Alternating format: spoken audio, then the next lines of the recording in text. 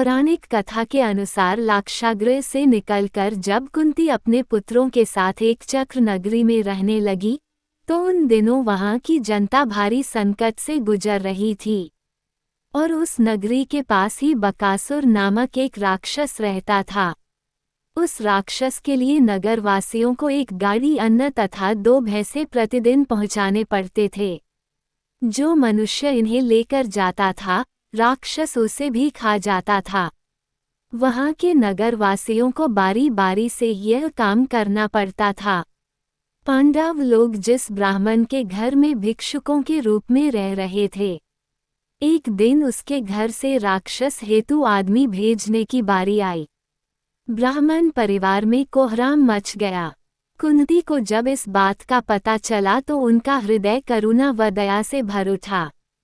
उन्होंने सोचा, हम लोगों के रहते ब्राह्मण परिवार को कष्ट भोगना पड़े, ये हमारे लिए लज्जा की बात है। फिर ये लोग हमारे अन्नदाता हैं, आश्रयदाता हैं।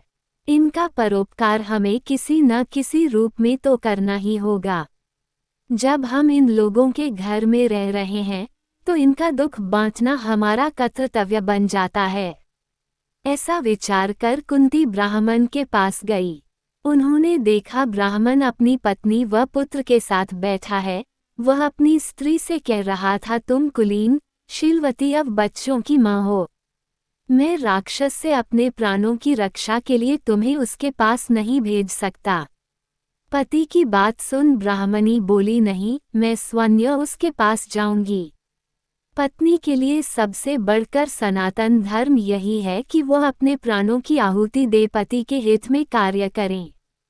स्त्रियों के लिए यह परम सौभाग्य की बात है कि वह अपने पति से पूर्व परलोकवासिनी हो जाए। ये भी संभव है कि स्त्री को अवध्य समझकर वह राक्षस मुझे न खाएं। पुरुष का वध निर्विवाद है और स्त्री का संदेहग्रस्त, अतः मुझे ही उसके पास भेजिए। अपने माता पिता की बात सुन ब्राह्मण कन्या दुखी स्वर में बोली, आप लोग क्यों रो रहे हैं? देखिए, धर्म के अनुसार आप दोनों मुझे एक न एक दिन छोड़ देंगे, अतः आज ही मुझे छोड़कर अपनी रक्षा क्यों नहीं कर लेते? लोग संतान की कामना इसलिए करते हैं कि समय आने पर संतान माता पिता को दुखों से बचाएं। अपनी कन्या के वचन सुन माँ बाप दोनों रोने लगे। कन्या भी रोने लगी। सबको रोते देख ब्राह्मण कुमार, जो अभी छोटा ही था, बोला, पिताजी, माताजी, बहन, मत रो। फिर उसने एक तिनका उठाकर हंसते हुए कहा, मैं इसी से राक्षस को मार डालूंगा। तब सब लोग हंस दिए। कुंती यह सब देख सुन रही थी। वह आगे बढ़ उनसे बोली, महाराज, आपके तो एक पुत्र तथा एक ही कन्या है। मेरे पास आपकी दया से 5 पुत्र हैं। राक्षस को भोजन पहुंचाने के लिए मैं उनमें से किसी को भेज दूंगी, आप घबराए नहीं।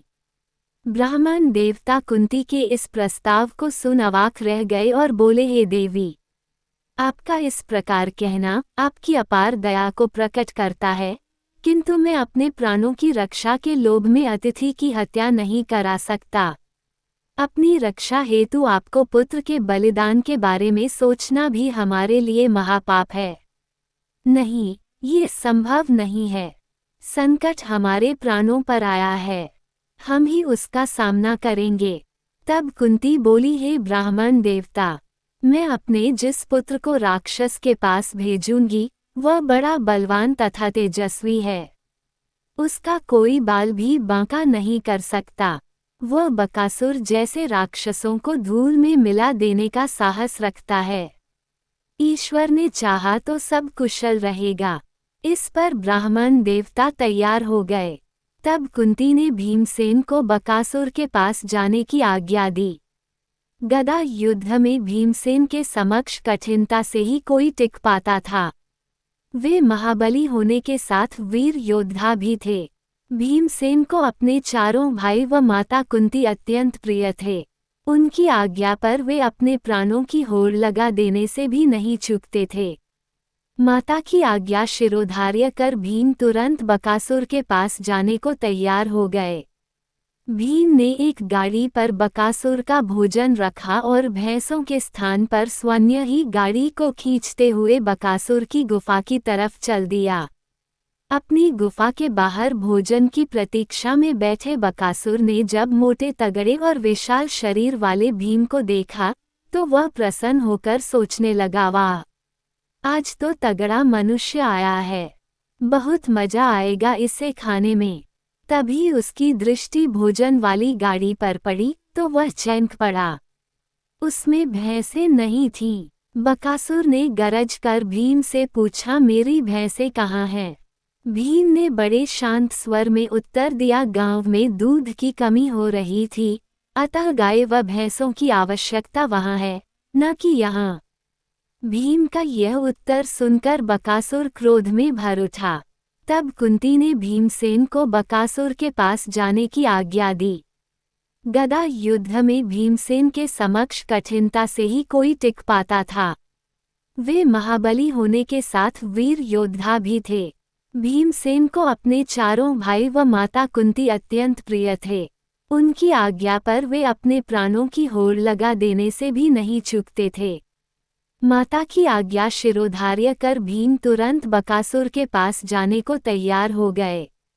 भीम ने एक गाड़ी पर बकासुर का भोजन रखा और भैंसों के स्थान पर स्वयं ही गाड़ी को खींचते हुए बकासुर की गुफा की तरफ चल दिया। अपनी गुफा के बाहर भोजन की प्रतीक्षा में बैठे बकासुर ने जब मोटे तगड़े और विशाल शरीर वाले भीम को देखा तो वह प्रसन्न होकर सोचने लगा, वाह, आज तो तगड़ा मनुष्य आया है, बहुत मजा आएगा इसे खाने में। तभी उसकी दृष्टि भोजन वाली गाड़ी पर पड़ी तो वह चौंक पड़ा। उसमें भैंसें नहीं थीं। बकासुर ने गरज कर भीम से पूछा, मेरी भैंसें कहाँ हैं? भीम ने बड़े शांत स्वर में उत्तर दिया, गांव में दूध की कमी हो रही थी, अतः गाय व भैंसों की आवश्यकता वहां है, न कि यहाँ। भीम का यह उत्तर सुनकर बकासुर क्रोध में भर उठा। वह अभी भीम को कुछ कहता कि भीम ने जो कुछ करना आरंभ किया उसे देखकर वह हैरत में पड़ गया। भीम ने धरती पर केलों का एक बड़ा सा पत्ता बिछा गाड़ी में रखा भात व सब्जी पत्ते पर परोस दी। भोजन पत्ते पर रख उसने वहीं बैठकर भोजन करना आरंभ कर दिया। बकासुर के देखते ही देखते भीम गाड़ी पर रखा सारा भोजन डकार गया। ये देख बकासुर क्रोध से पागल हो उठा। वह भयानक गर्जना करता हुआ भीम पर झपटा और धरती पर पालथी मारकर बैठे भीम को जोर का धक्का दिया, किंतु भीम पर तो जैसे उसके भीषण प्रहार का तनिक भी प्रभाव नहीं पड़ा। वह बड़े आराम से अपने स्थान पर बैठकर अपने पेट पर हाथ फेरते रहे। अब बकासुर भीम के पीछे आकर खड़ा हो गया और उन्हें अपनी भुजाओं में जकड़ उठाने लगा। बकासुर ने अपनी सारी ताकत लगा दी, परंतु भीम को उठाना तो दूर, वह उसे एक सूत हिला भी न सका। तब बकासुर ने भीम की गर्दन पर अपने दोनों हाथों से जोरदार प्रहार किया। भीम ने बकासुर के इस प्रहार पर इस तरह मुंह बनाया मानो उसकी गर्दन पर कोई मच्छर मक्खी आकर बैठ गई हो। भीम बकासुर से बोला, अरे भाई, क्यों परेशान करते हो? अब तुम्हारे लिए क्या रखा है यहाँ? अब जाओ यहाँ से, क्यों मेरे बढ़िया भोजन का आनंद मिट्टी में मिला रहे हो? भीम की इन बातों ने जैसे बकासुर के क्रोधाग्नि में घी डाल दिया। वह आश्चर्य तथा क्रोध से अपने पांव धरती पर पटकने लगा। उसे ऐसा करते देख भीम अपने स्थान से उठ खड़ा हुआ और हंसते हुए बोला, तो यूं कहो न कि कुश्ती लड़ना चाह रहे हो। चलो, कम से कम तुम्हारी यह इच्छा तो अभी पूरी किए देता हूँ। इतना कहते ही भीम विद्युत गति से आगे बढ़े और बकासुर की छाती पर अपने एक हाथ से प्रहार किया। बकासुर भीम का ये प्रहार सहन न कर सका और भरभराता हुआ धरती पर औंधे मुंह गिर पड़ा। तुरंत ही वह संभल कर खड़ा हो गया। वह भली प्रकार समझ गया था कि आज उसका पाला किसी साधारण मनुष्य से नहीं बल्कि किसी महाबली से पड़ा है। बकासुर ने वहीं खड़े अपने करीबी एक विशाल वृक्ष को उसकी जड़ सहित उखाड़ लिया और उसे लेकर भीम पर टूट पड़ा। भीम ने अपने बाएं हाथ से उस वृक्ष को रोका तथा दाएं हाथ से एक वृक्ष उखाड़कर बकासुर पर दे मारा। बस फिर क्या था, दोनों आसपास के वृक्षों को उखाड़ एक दूसरे पर फेंकने लगे। जब वृक्ष हाथ नहीं लगे तो बड़ी बड़ी चट्टानें उठाकर एक दूसरे पर मारने लगे। उन दोनों ही विशालकाय योद्धाओं के इस संग्राम से धरती कांप उठी। वनों में रहने वाले जीव जंतु भी भयभीत होकर इधर से उधर भागने लगे। ऐसा महसूस हो रहा था जैसे कोई भूकंप आ गया हो। शीघ्र ही बकासुर थकान के कारण हौंफने लगा।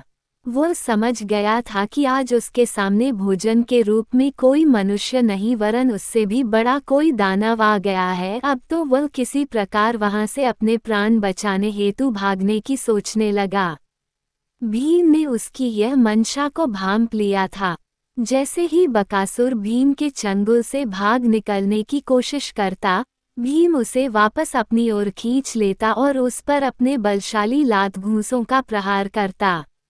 अंत में भीम ने बकासुर को धरती पर घुटनों के बल बिठाकर उसके सिर और हाथों को इतनी जोर से पीछे की ओर मोड़ा कि उसकी रीढ़ की हड्डी कड़कड़ाकर टूट गई। एक क्रंदनकारी चीख के साथ ही बकासुर ने अपने प्राण वहीं त्याग दिए। बकासुर की आखिरी चीख सुनकर उसके सगे संबंधी और परिजन भी वहां दौड़े चले आए। जब उन्होंने देखा कि महाबली भीम मृत पड़े बकासुर की छाती पर पैर रखकर खड़े हैं, तो वे सभी भीम के चरणों पर गिर पड़े और भयभीत होकर अपने प्राणों की भीख मांगने लगे। उन्होंने सोचा बकासुर के पश्चात अब उनकी बारी है। भीम ने कुछ सोचकर उनसे कहा, बकासुर का हश्र तो तुमने देख ही लिया है।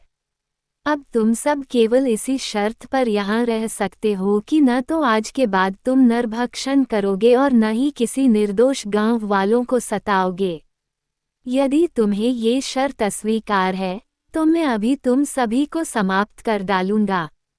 भयग्रस्त हो दैत्य परिवार के प्रत्येक स्त्री पुरुष ने भी भीम की शर्त को न सिर्फ स्वीकार किया बल्कि उन्हें वचन भी दिया कि आज के बाद वह किसी पर भी अत्याचार नहीं करेंगे। तब भीम ने बकासुर के मृत शरीर को बैलगाड़ी पर लादा और उसे खींचकर सभी गांव वालों को दिखाया। बकासुर के मृत शरीर को देख एक चक्र ही नहीं बल्कि आसपास के सभी गांव वाले भी मारे खुशी के झूमने लगे। सभी लोगों की जुबान पर अब तो भीम सहित सभी पांडवों की चर्चाएं थीं। सभी लोगों का यही मानना था कि उनके दुख दूर करने के लिए ब्राह्मणों के वेश में स्वयं भगवान ही यहाँ पधारे हैं। कुंती भी अपने पुत्र भीम के इस शौर्य पर बहुत प्रसन्न हुई, किंतु साथ ही वह चिंतित भी हो उठी कि भीम के इस अद्भुत पराक्रम की खबर जिस प्रकार तेजी से चारों ओर फैल रही है, उससे सारा भेद खुल जाने की आशंका हो सकती है। उन्होंने अपने पुत्रों से यह चिंता व्यक्त की। सभी ने कुंती की बात का समर्थन किया और निश्चय किया कि अब यहाँ रुकना उचित नहीं है। तब एक दिन बिना किसी को कुछ बताए पांचों पांडव और माता कुंती एक चक्र गांव को छोड़कर चुपचाप वहां से प्रस्थान कर गए।